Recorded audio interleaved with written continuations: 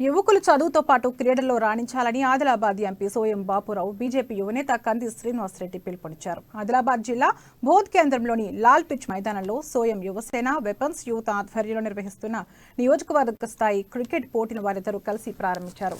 కంది శ్రీనివాసరెడ్డి కాసేపు బ్యాటింగ్ చేసి యువకులను ఉత్సాహపరిచారు. అంతకుముందు యువకులు పెద్ద ఎత్తున బైక్ ర్యాలీతో తరలివచ్చి ఘన స్వాగతం పలికారు.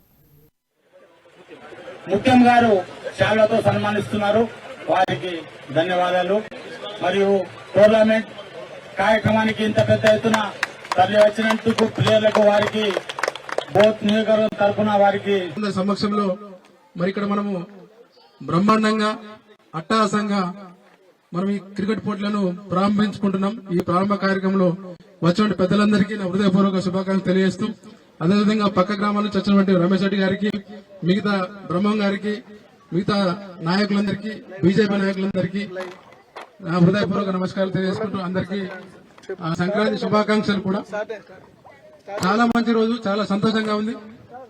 మీరందరూ కూడా యువకులు ఉత్తేజంగా మమేకమై అందరు కలిసికట్టుగా మరి ఈ యొక్క కార్యక్రమాన్ని गंगारेड्डी साहब मंत्री थे और हमारी पार्टी के रेडू प्रकाश थे। वो लोग कुछ भी हमको होदा कुछ भी नहीं दिए और हमको ऐसा कि घर भी मंजूर हुए तो आज तक भी वो बुक मेरे पास मौजूद है, प्लाट भी वो है। तुम्हारी पार्टी आई तो तुम कर लो बोल के ये मुख्तसर लोकल लीडर हमको बताए। अब हमको कुछ भी नहीं दिया वो पीरियड में भी। अब हम तो पार्टी तो छोड़ रहे। యువకులు చదువుతో పాటు క్రీడల్లో రాణించాలని, అలాగే రాజకీయాల్లో కూడా బాగా స్వాములై రాజకీయ చైతన్యం సాధించాలని కంది శ్రీనివాసరెడ్డి సూచించారు.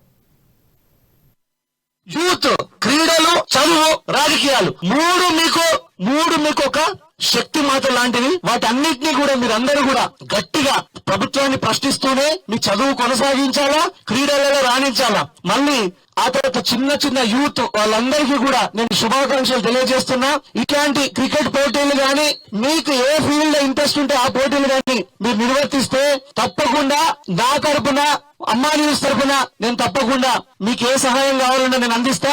అట్లనే మీ అందరినీ కూడా ఇక్కడ ఉన్నటువంటి వెపన్స్ యూత్ అందరినీ కూడా ఆదిలాబాద్ లో ప్రజాసేవా భవన్ అని ఒక క్యాంప్ ఆఫీస్ కట్టుకున్నాం మనం. దాంట్లో రోజు అన్నదానం చేస్తున్నాము. మీ అందరి వెపన్స్ యూత్ ఇక్కడ ఉన్న వాళ్ళందరూ కూడా నేను ఒకసారి మధ్యాహ్నం భోజనానికి